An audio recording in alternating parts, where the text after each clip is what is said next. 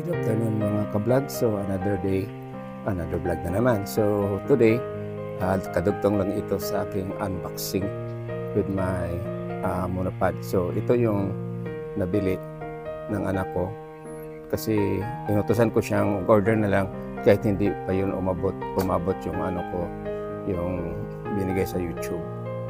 So as a vlogger, kailangan ko lang ganito. Ito ang una kong nabili. So hindi pa ako nagbablog. Yung papunta kami ng Thailand, binili ko yan para magamit doon. Tapos itong Musa gimbal, which is nasira. Kaya tanggal na. Kasi sa pagmamadali ko, nasira. So ito, kasunod ito ng Musa para gamitin ko sa pag magmotorsiklo ako, din hindi na ako hawak ng camera. So ano ito, maganda siya, although yung plastic niya is hindi masyadong durable kasi parang brittle. Ang problema lang nito, itong strap, sobrang napaka-weaken itong strap. Then siyempre binilan ako ng anak ko ng Boya, may coupon. Then ito ang latest na binili namin. So sobrang laki. Kung i-confirm ninyo dito, yan, this is my Musa gimbal and this is my monopod, isa. So ito mga around 1 meter plus lang. Ito sobrang haba, siguro almost parang 3 meters yata ito. Basta yung sinubukan ko kanina i-pull, hindi mahirap na pag i-pull ko ito dito kasi alam ko na sobrang taas, pero try ko na lang ipakita sa inyo. So maybe kasi po maliit ng lugar dito. So ngayon ang gagawin ko nito patayo ko ito, tapos makita ninyo kahit ano, kasi nasubukan ko na kanina. So try ko i-assemble, o tawag i-expand siya. So ilagay ko muna itong camera.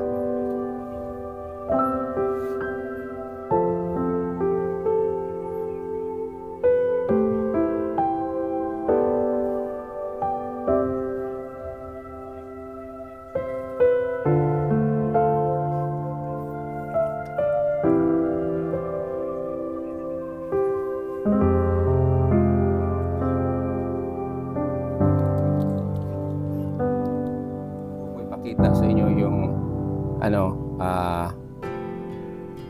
pad kung gaano kataas. So pakikita ko muna sa inyo yung manual na dala niya.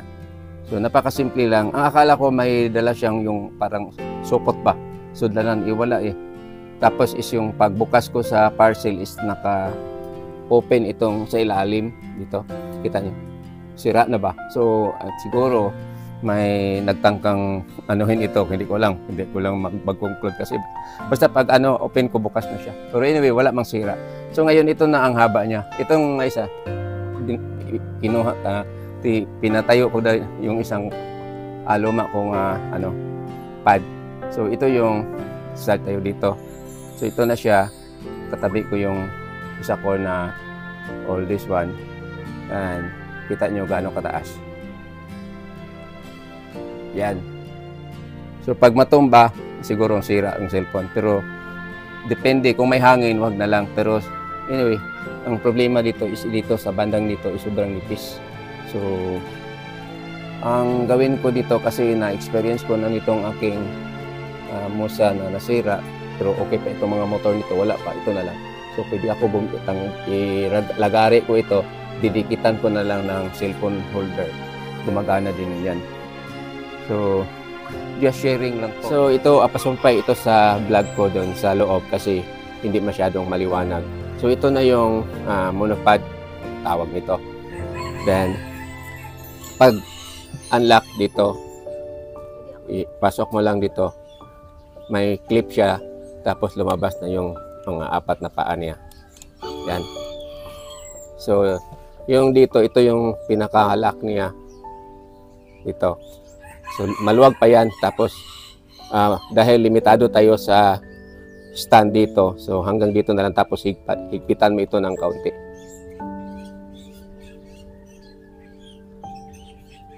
Yan.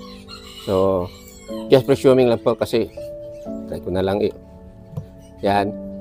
So, yun ang pole niya. Kaya lang ditong base natin masyadong maliit. So, ang isi-share ko sa inyo paano ito siya gumagana.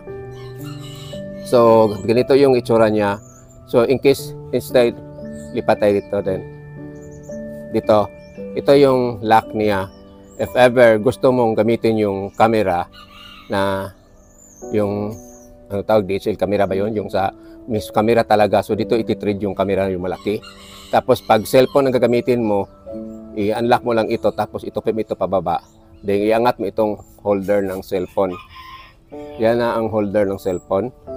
Tapos, i-lock mo lang dito. Pero, wag mo masyadong higpitan. Then, ito siya nakatupi. This corner, or nakahipos pa siya. I-open mo. Then, dito na ilalagay yung cellphone. Yan. So, that is ready for cellphone use. Then, ngayon, ang isi-share ko naman sa inyo, itong Bluetooth niya, which is the remote control of the Bluetooth. Ito yung remote control ng Bluetooth. Matatanggal ito. Gahit man. Ay. May hawakan ito sa gilid. Yan. So, ito yung sa Bluetooth. Pag on mo, mag-blink itong kulay blue, tapos maghanap ng connectivity, connection sa cellphone mo. Then, pag mag-pair na siya, mag-continuous na siya to the Bluetooth. So, magagamit mo na itong remote, this one. So, kung ilagay mo sa video, pwede ito maka-video at saka maka-picture. Then, after that, ito hindi ko pa alam yung function itong up and down. So, just ano lang, short demo for this one. Then, ang nakaganda dito is independent itong ano niya. Ibalik natin. Yan. So, pagbalik pala,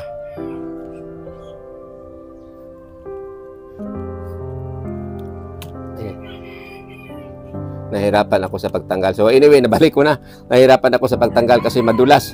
So, itong remote niya sa Bluetooth, sa cellphone, sa pag-video mo, saka sa pag-picture mo, i-separate sa stand niya nga, independent stand. Itong sa kwan niya, ito. So, dito mo, ipipress mo ito dito pag gusto mo nang gumagamit nito. So, pagaganahin natin itong sensor, itong camera para mag-follow sa object na gusto mo i-camera. So, i-continuous press mo lang ito. Yan, mag-green na siya. Kita nyo? So, na-detect na yung sensor na yung camera. So, tignan nyo yung camera. Pag saan nyo magpunta yung nagdala ng camera, punta. Yan. Kusa siyang magbumob. So, tignan niyo yung ano, magdi-detect siya sa object. Yung camera. So, lipat-lipat yung camera. Susunod siya. Tignan nyo, lilipat yung camera. Ikaw mo ilipat? Baba. So, ako pala yung dinetect. So, lipat ako dito. So, ito palang ano, sensor ito, mamimili pala siya kung sino ang i-detect niya. So, siguro yung mga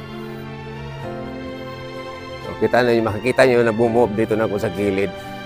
Yun. So, pag off mo, continuous. Pag i-pause mo, just one click lang. Yan. So, magpula siya, tapos hindi na yan siya makita rin ko, color sa pula. So, magpula siya, tapos hindi na siya mag-move. Yun, kasi nakapos yun, pag mo, one click, kusa naman siyang mag-detect. Yan. So, sumusunod. So, pag i-off mo ito, continuous, lang siya, press. Huwag mong bitawan. Yan, so, palong na. So that is this is only just a short demo o paano gumagana itong nabili kong monopod para sa cellphone ko. So gagamitin ko na now and then ito. Tapos iingatan ko nga hindi basta mahayang o ano, kasi makikita ko ito sa plastic na sobra napakanipis. Then pag naman dito, pag fold naman, ito naman, luwagan mo na siya. Tapos hilay mo lang siya pataas. Yan. Then, ipitan mo na siya yung kaunti lang. then ipipress mo dito, maglalak na siya. Then pag ganyan, then luwagan mo dito, then yan, then dito sa last, itupi mo, yan. So, just sharing lang po about this monopod. Then ito lang masishare ko sa inyo. Ang problema lang nito, walang dalang suko. Ito lang masishare ko for this morning. Apasumpay o continuous video of my unboxing of this what we call P10. So, manipagpahimot ang patindog na lang, ganyan. So, P10 nga monopod. So, makita nyo may ano dito parang usok. So, yun ang camera niya, tututok sa object o sa human. Then yun ang bulo niya. Para ding ano ito, what we call is yung CCTV nga panay sensor nga humahabol sa object. So, this morning, ito lang. This morning, afternoon na pala. So, maraming salamat. God bless you all. Bye-bye. Just sharing lang po.